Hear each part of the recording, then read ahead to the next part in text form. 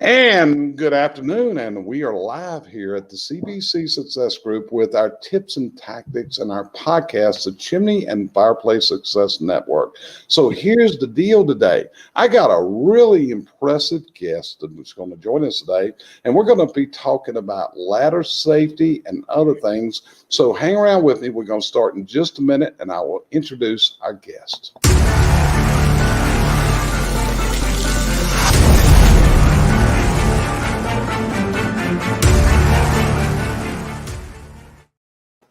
Hey, welcome back with us, and it is good to have you here today. So my guest today, and we're going to talk about ladder safety, and we're going to talk about developments in ladders, and this guy is going to be a super resource. I recently met this gentleman, and we're in a coaching group together, so we actually see each other every Thursday night on coaching calls, and never met him face to face, but a very impressive gentleman. And his name is Doug Wing.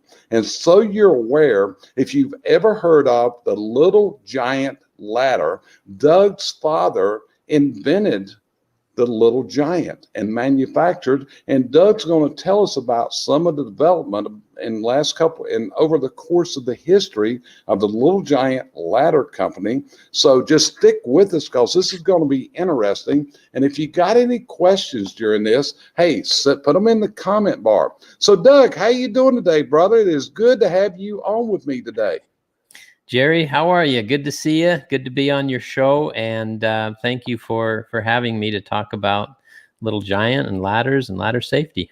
Well, that's it, man, because we're going to talk about some stories today about ladder safety, and some of them are not pleasant, those type of things. But first of all, Doug, let's tell the folks a little bit about your background, because as I got your bio, I found out that you were actually lived in Germany some years ago, actually 2 different times. So let's tell the folks a little bit about your childhood, where you were born, and that kind of stuff. Sure. Yeah. So I was born in Germany. At the time, my father was in the military. This was during the time when we had missiles and rockets pointed at Russia. And my dad was on kind of a secret missile base there in southern Germany. And he went into town to do some work at the local mayor's office there from time to time, and he saw my mom and liked her, and he just showed up at her house one day, and she slammed the door in his face because her dad said, "Don't ever bring home an American." And so he just kept going back, and finally was able to go out with her, and they got married. And then we moved shortly thereafter, after I was born. We moved back to Utah, to a little town called Springville, Utah, which is about 40 miles south of Salt Lake, where my dad was born and raised, and that's where I grew up. Now, we did move back to Germany when I was about 7 years old, and my dad went to work for a life insurance company. By this time, my dad was he spoke German fluently and English, and so they wanted him to go over there and open up this agency over there. And that is actually where my father first saw kind of a raw prototype of the Little Giant. And it was created by a German house painter. And kind of make a long story short, my dad became friends with this house painter. My dad bought containers full of ladders, and then over time did some licensing and then manufacturing, and then designed his own ladders and received his own patents. And so just over the last, most of my life, in fact, all of my life, I've worked for Little Giant. It's the only company I've ever worked for, and that was a wonderful experience. So, this is like a natural progression, Doug. Insurance to ladders. I'm saying, it's like you just naturally convert right into this. So your dad saw a prototype in Germany that a German had. And, if we look back, and I got, my background was in the printing business. And I can remember many years ago when German engineering was considered at the top of the heap of the world. You know, we talk about, and you're a car freak, and I asked you about where you were born, and you said near the Porsche plant, because everybody needs to understand probably one of your biggest hobbies is collecting cars. But this was a natural progression of going in. He saw this concept, so then he brought it to America and started developing it for the American market. Mm-hmm. Yes, that's correct. Yeah. So my dad was, he was always been a car guy. He really liked quality, and so he was a good salesman. He could sell anything, and he saw this product and liked it and saw potential for it. And so again, brought over a container full just to try it, and went out to trade shows, home and garden shows, and just did toe-to-toe sales, and figured out how to make a presentation and sell them. And then, you know, one thing led to another.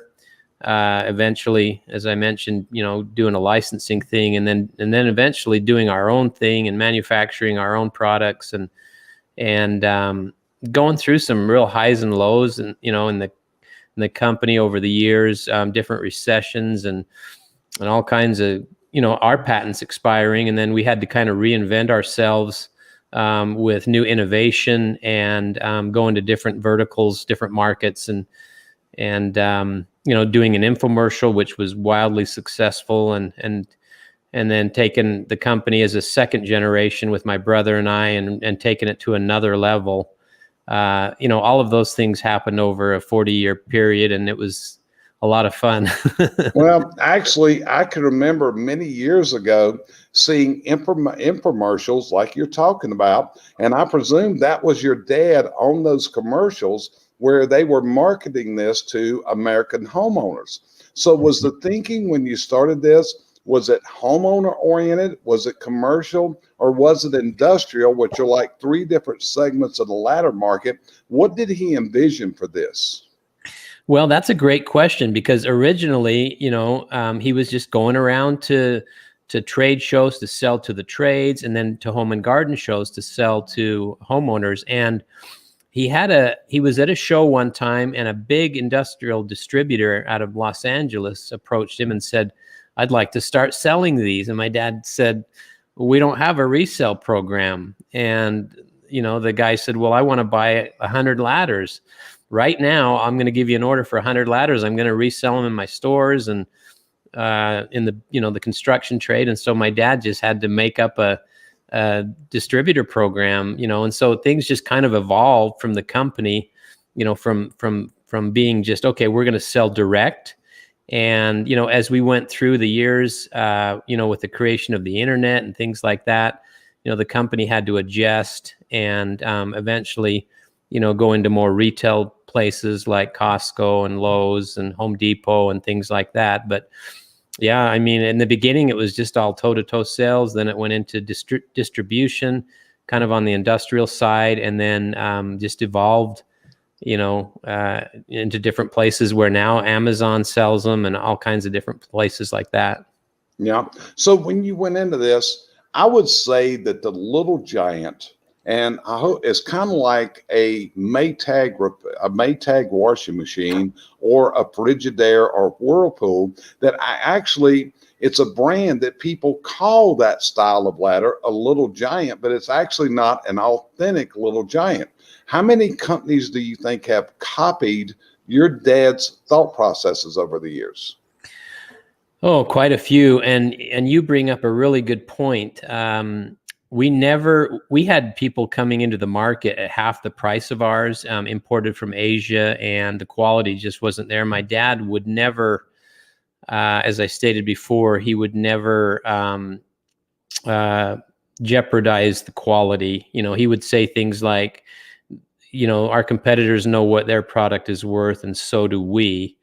And so even at double the price, we still sold a lot of ladders, and customers learned the hard way sometimes when they would buy the cheaper ladders and they would break, and then they would come back and become a customer back to us again. And so he was always, you know, a real stickler on the quality, and, you know, we're never going to cut that. And that served us very well. As you mentioned, I mean, people walk into a store and they ask for Little Giant by name. It's kind of like going in to the store and asking for facial tissues. Nobody does that. They say, where are the Kleenexes at? And so we build a brand, totally built that brand where people think, even if they have a competitor product, they say, oh, I have a Little Giant, and they've got another brand, but they think it's a Little Giant. So kudos to all the marketing guys and the production guys and the quality of the product to be able to have that kind of a reputation in the business. Right, but you were able to maintain your price points, even though there were cheaper people doing this. They were importing them out of Asia. So, question to you, is the Little Giant an American-made product? Has it always been an American-made product, Doug? It's been an American-made product pretty much throughout the life of the product. There are some products that are made in Asia now, and some that are still made in the U.S. And so,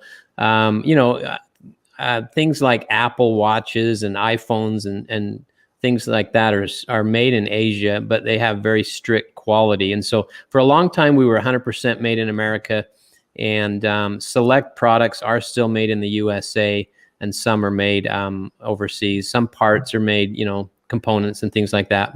For the most part, a lot of our fiberglass products are made here, and some of the metal products are made in Asia. But, the quality is still there, that we have very good manufacturers there. Well, one of the things about it, and a lot of people may not understand this, but when we talk about made in America, if you actually break it down, many times it is assembled in America. I mean, I could go into a lot of American manufacturers, but if you actually go into the inventory rooms and the stocking that's coming in, you're going to find that many of the components and the parts, they're imported in, and they become assembly plants here in America where people are assembling those products. And, realistically in today's world, when we look at it, it's all into the quality control of the parts that you get manufactured. They say one of the secrets of offshore manufacturing is making sure that you got someone there that's overseeing it to make sure your quality is where it's at. But, that's kind of the normal scheme of things today, because you want to buy springs, or you buy fasteners, or you buy certain pieces. Many times you're going to source those components from foreign countries to put them together. So at its heyday, when it was the most, how many people did y'all have working for the Little Giant company making ladders? How big was your workforce?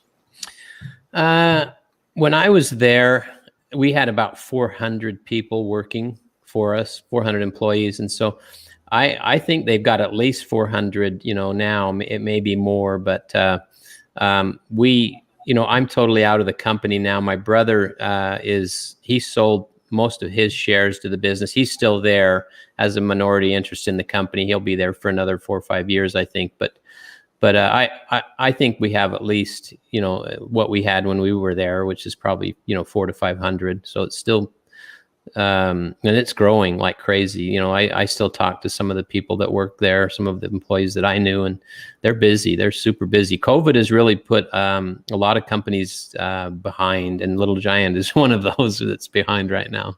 Yeah, got you covered. So as you do this, tell me this, Doug. Your dad sounds like he was a very innovative guy. Did you have a childhood of the life of leisure, silver spoon in the mouth, rich kid? Hey, here's a new Porsche for your birthday. Here's a Corvette. You ain't got to do nothing. Just lay around and don't worry about life and all that. Was that your childhood? No, not at all. And in fact, the company really wasn't. I mean, it took a long time, and that's the thing. I think a lot of people think that businesses just take off overnight. It was, gosh, I don't think my mom and dad really got super successful probably until after we had left. I had left the house, and all the kids had left the house. And so growing up was, my dad was on the road over 300 days a year during my junior high and high school years. And that was tough because my mom, we had 7 kids at home, and my mom was taking care of all of us and making sure we stayed out of trouble.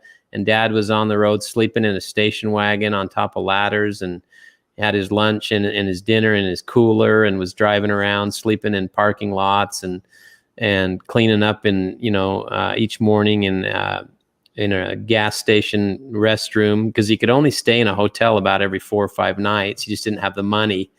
And so, yeah, when I was growing up, boy, things were real lean and mean, and we were working hard and trying to help out where we could. And I'm grateful for my parents. We grew up, cleaning the restrooms and when we were younger in the business and sweeping parking lots and warehouses. And then we worked into manufacturing and learned how to build all the products and slowly worked our way up through, into customer service and sales and eventually management and then owning the company. And so I had some pretty good parents that taught us how to work and then also taught us every aspect of the company, which really served us well when we got older. Well, as you went through that reminded me of the Colonel Sanders story. If you ever listen to Colonel Sanders and his story and what went on and how he got his fried chicken recipe out there and how he was getting 5 cents per chicken from the people that bought him. But that's what the Colonel did. They said he hit the road and that's all he ate was the fried chicken that he was fixing for people, slept out of his car. In fact, Doug, I was going up through Kentucky one day and I was headed to, I think we were going to Columbus, Ohio. And anyway, I saw that Colonel Sanders' motel that he had was right off the road there. So Cheryl and I swung by there, went through the Colonel Sanders Museum there, where the motel was and all that, and learning that story about the Colonel and what he did. Your dad sounds like maybe we needed to name him Colonel Wing there. It sounds like he was following in the Colonel's footsteps. Yeah. It was, again, the company was, went through some ups and downs and highs and lows. And I mean, there were just different key points when, like when our patents of the original Little Giant ran out, we really had to reinvent ourselves and did the infomercial and developed other new products with safety in mind. And so it was, again, there was a lot of scary times, a lot of good times. And then there were times when we were like, are we going to make it, this year? And I'll tell you what, there was one person that always, that I saw that never was afraid or never let us see was afraid. And that always said, we're going to make it. We've always made it through all of this. And that was my dad. He was a real optimistic guy. And he always believed that we were going to make it, and we did. Yeah. So let me ask you this. You just said a key thing, and I know this is probably a big thing and has really developed into bigger parts of manufacturing. But when your dad started doing this, how big was his concentration on safety of the user? I can remember infomercials, and a lot of these are on YouTube. Am I right that people can still find your dad? How would they find this on YouTube? See some of these old YouTubes? Yeah, they can. The infomercial is still running. My dad's been gone almost 10 years. And so we always joked around that, even though he's passed on, he's still selling ladders from the other side. But yeah, you can go on to YouTube and just put in the search engine Little Giant infomercial, and you can see, you can watch some of the infomercials, the different ones that are on there. But yeah, he's still selling a few ladders here and there. Yeah. So how big in the early days was a concentration on safety, both homeowners and also in commercial settings? Now, I ask this question because in the last few years in the industry I'm in, we had a death from a ladder fall from only 8 foot. And it seems like now there's this big consensus about wearing climbing helmets to protect from head injuries as you're climbing ladders. But back when your dad was starting, what was the safety considerations that he had to be looking at in his design? Was that a big part of the process of building the Little Giant up? Well, at the time, safety wasn't what it is now, obviously. But the one thing that served Little Giant very well was our quality, and we just wouldn't compromise on the quality. And we worked very hard on, our instructions and how to use the ladder, a lot of safety videos and things like that. So it was big for us to make sure that we had a safe product, because you've seen our ladders before the original ones. There was a lot of moving parts. And so, customers needed to make sure that things were locked into place and that they used them according to, the instructions. And as well as I do, sometimes people don't use the ladders or products the way they're intended to. But But I think with us and the quality of the product, and then making sure that we had good instructions and good parts, and we're able to show people how to use them properly, that we were blessed with I not as many accidents as other ladder companies. I think for several reasons. One is that we stayed out of the cheaper products. There's some companies that made ladders that were $39 or $49, and we always kind of stayed away from those lower duty ladders that had a tendency to flex and bend. And so I think that's one of the reasons why we didn't have as many injuries and things like that, is just that we were more of a industrial version of a ladder. Yeah. One of the things is about extension ladders and looking at it is we have different colored tips on ladders, where you got a red tip, which means a certain weight rating. We got the blue tip, we got green tips, and we got black tips different ways. When y'all manufactured the Little Giant design, was there different ones for different weight ratings for people? Like I'm kind of a big boy and you are too. So is there certain ladders that y'all designed that was more of what we would call a commercial grade ladder? Was that part of what y'all were doing in the design phase? Yeah, that's a good question. We, there are some ladders out there that are really, really light duty rated, like a Type 3 ladder, and Little Giant always stayed away from those. The lowest ladder we ever made was a Type 2, and I think right now the lowest one we make is a Type 1, and then everything else is either a Type 1A or a Type 1 AA, which 1 AA is the highest rating you can get on a ladder, which will hold a guy that's 375 pounds, and that's as high as the ratings go on ladders right now. But so again, we stayed away from those the real inexpensive household versions, and because those are just very, very flimsy, and so we stayed away from those, because those are the ones that that a lot of companies have lawsuits on, things like that, and injuries and things. Right. So if you're not familiar with the Little Giant ladders, this design was a ladder that folds up and can be put into a trunk of a car, take up very little space. Doug, of the Little Giants, when they were fully extended, we fold them out, turn them into straight ladders. What's the longest reach that one of these ladders ever had in these fold up Little Giants? The longest one that we made, and that is currently made by Little Giant, is one that's 23 feet long. Okay, so 23 foot. So during the course of development, and I'm sure y'all went through ongoing R&D changes and new things coming out, what were some of the big advancements, like in the mechanism where you make it, where you unclasp it and it turns into different shapes and those kind of things? What were some of the most significant developments you think y'all had in manufacturing these?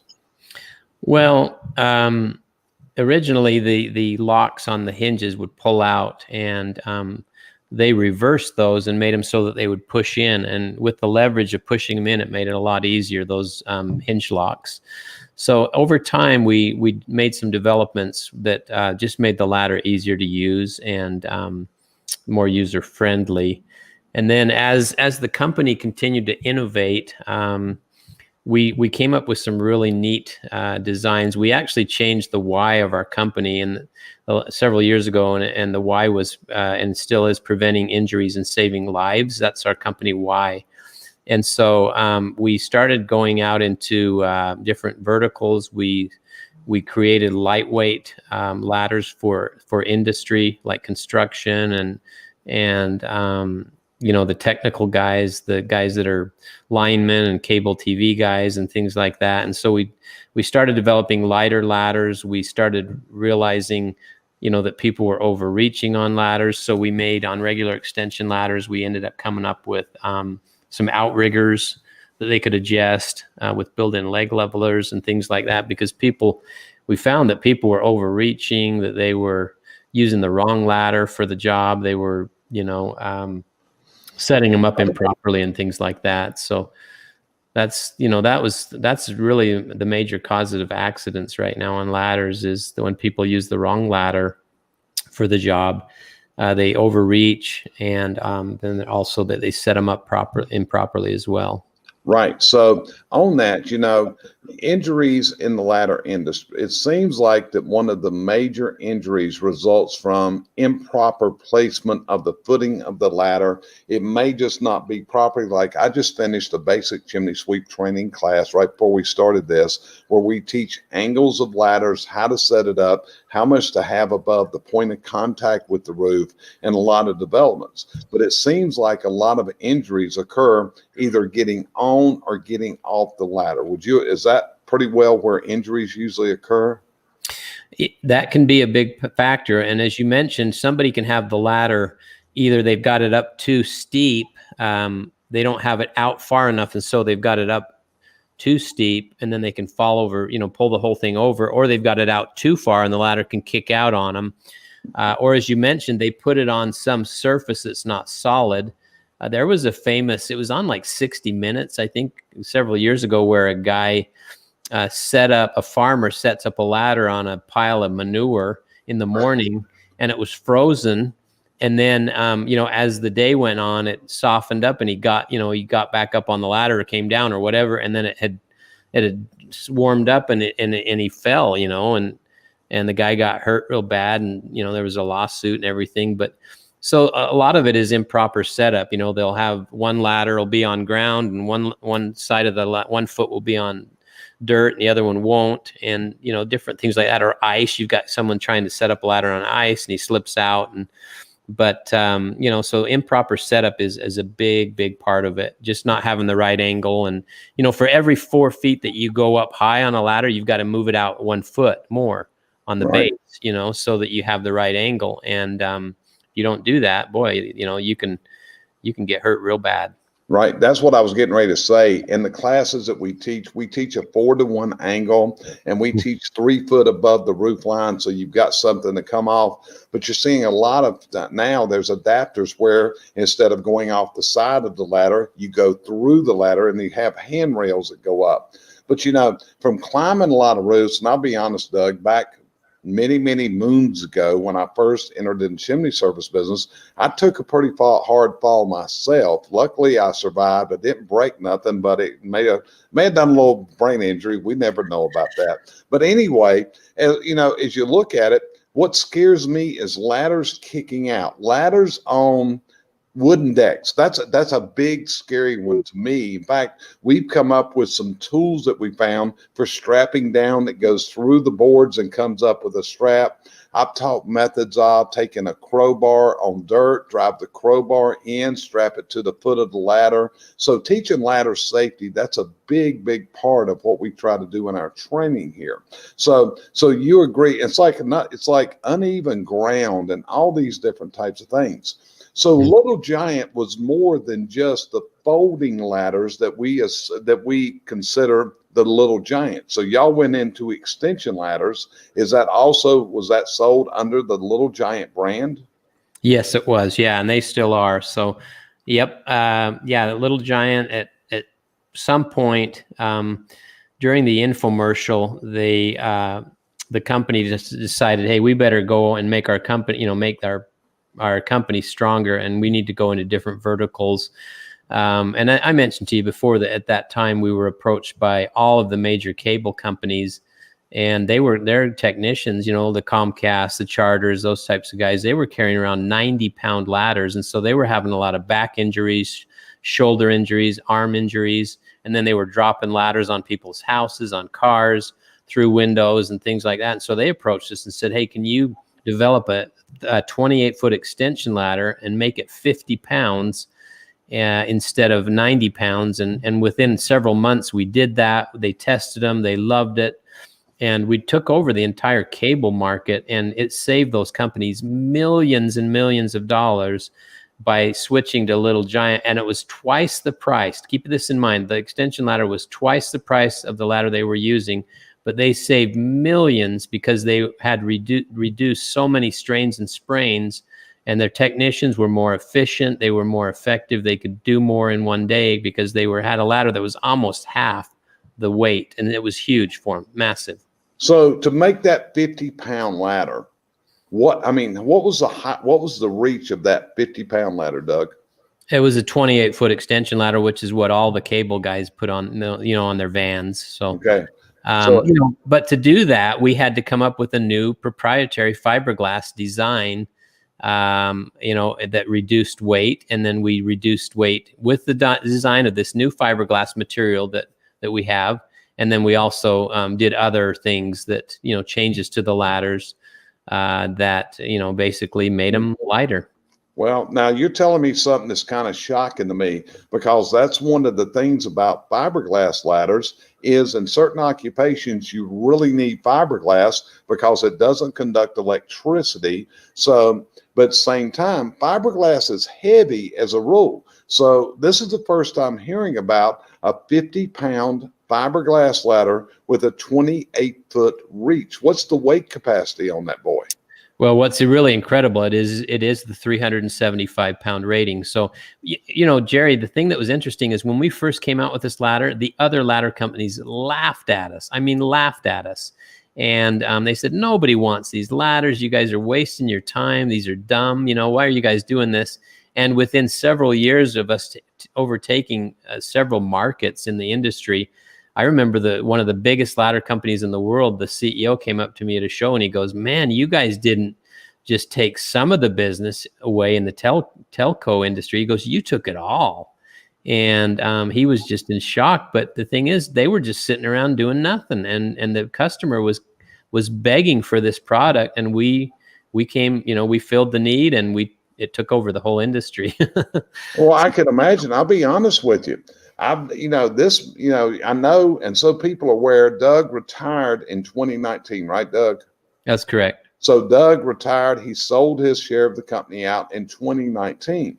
But, it's really amazing at what you're telling me here. And if you're listening to this, this could be something for people in the industry we work in, because a 50-pound, we've talked for years.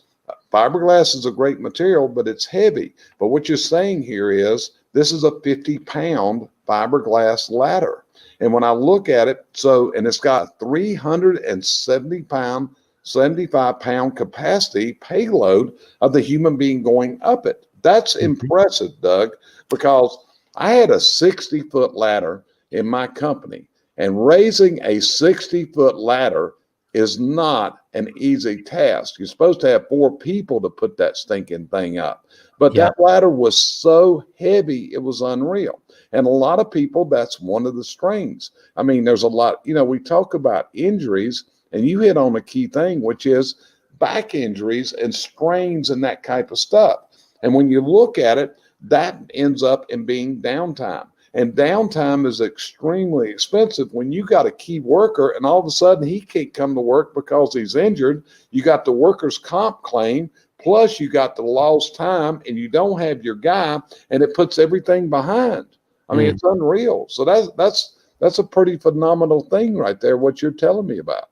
Well, it was incredible. One thing that we never even thought about is it opened the market to these companies too for female technicians, because the female technicians could not lift a 90-pound ladder, but they could lift a 50-pound ladder. They could raise and lower it because we put a side pulley, a double pulley on the side of the ladder that made it so much easier to raise and lower it as well.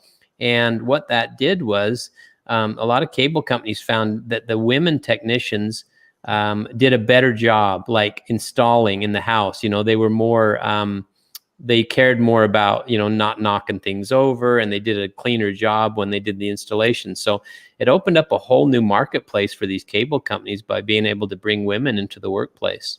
I can imagine, and that's a big thing. It's like right here, and we see this in the HVAC industry. We see it in other service businesses, that a lot of women are coming into this industry. And you just said a key thing. And we need to, women as a rule have a sense of care many times when they get in here that Joe may not have. I mean, so you're recognizing things right here that are pretty unreal. So anyway, so as you went through this, how big of an issue was liability? Was this a big thing in manufacturing to have the liability insurance to cover the product from product liability, Doug? Well, that is a big part of the business. But again, as I mentioned, Little Giant has been very blessed because of quality and because of our innovation, the way we produce ladders, that yes, of course, we've had people that have fallen off product before, but compared to other ladder companies, when I was there, we had our number of lawsuits and injuries and things like that was very low, and much lower than the other ladder companies that were out there. So again, I really attribute that to the design, the quality, because again, we just built in more safety into our products, and it served us very, very well. Well, from what I heard you say a while ago, that was part of the mission statement of the Little Giant.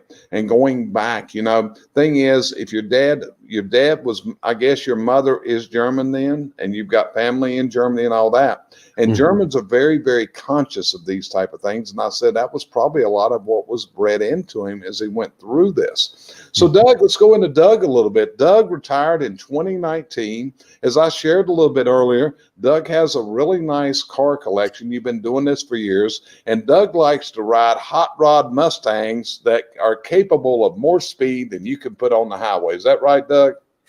Well, I've got a few of them. My brother and I, we got kind of the car craze from my dad when he was alive. He kind of had I call it a Jay Leno collection. My dad had about 60 cars at the most he ever had when he was alive.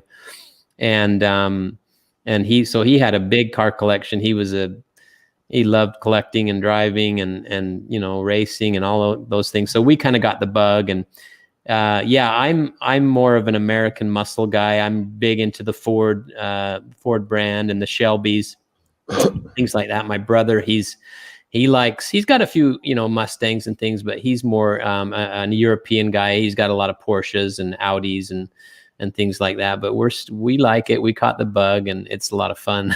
Yeah, I mean, like I said, Doug's even got a Blazer from back in the 1990s in your collection. I believe, is it a 94 or 96 Blazer you got there you're proud of?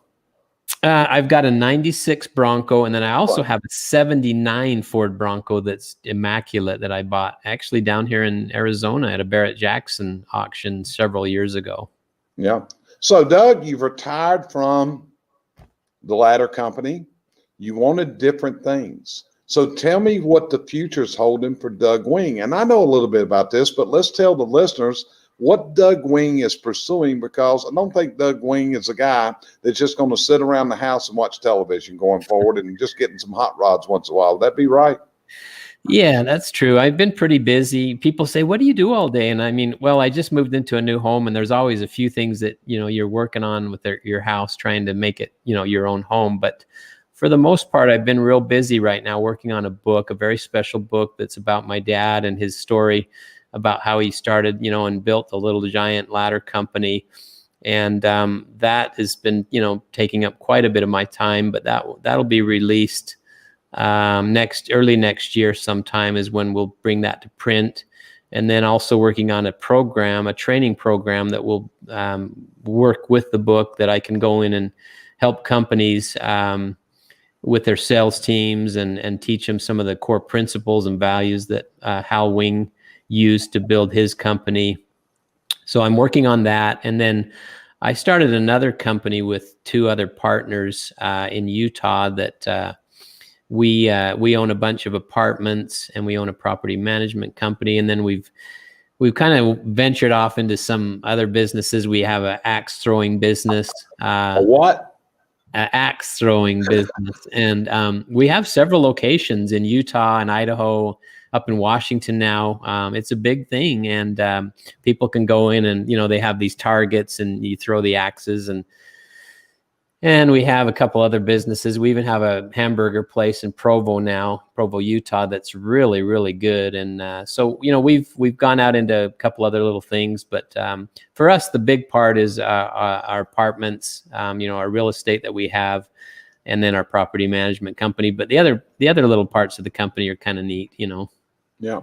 Well, like I said, I got to know Doug through one of the coaching groups, so we have a similar interest, and we had a lot of meetings together.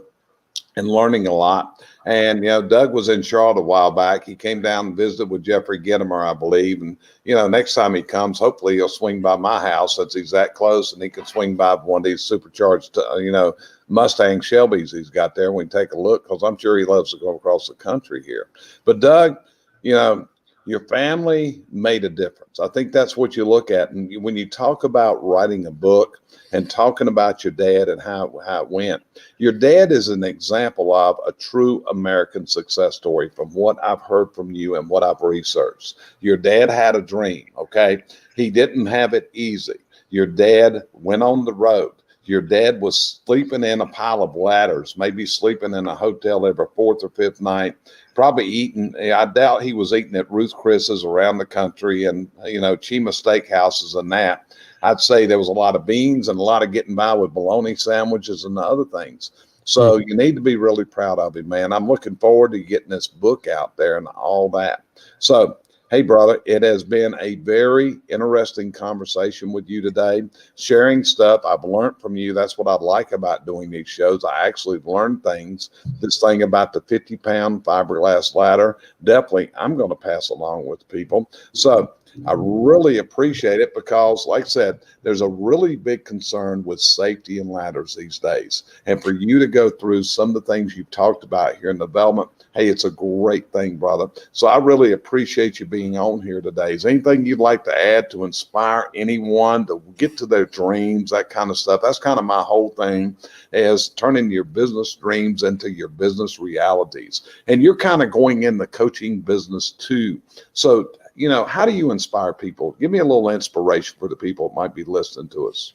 Well, the one thing that, is really the key to the book is that Hal Wing did very well was he built people, and I remember when my dad passed away, the governor of Utah came and he said to me, he said, Hal Wing always said he was in the ladder business, but that's not true.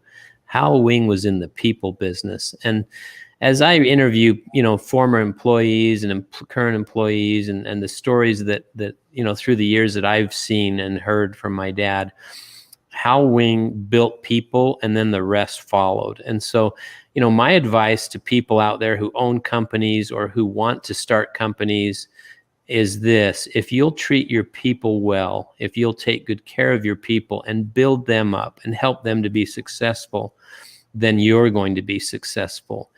Zig Ziglar talked about that when he said, if you want to, to get what you want, just help enough other people get what they want. And so that was really the philosophy of Hal Wing. Build the people and the rest will follow. So, Little Giant built this incredible culture where everybody knew that Hal Wing loved them and treated them just like family and built them up and helped them to be successful.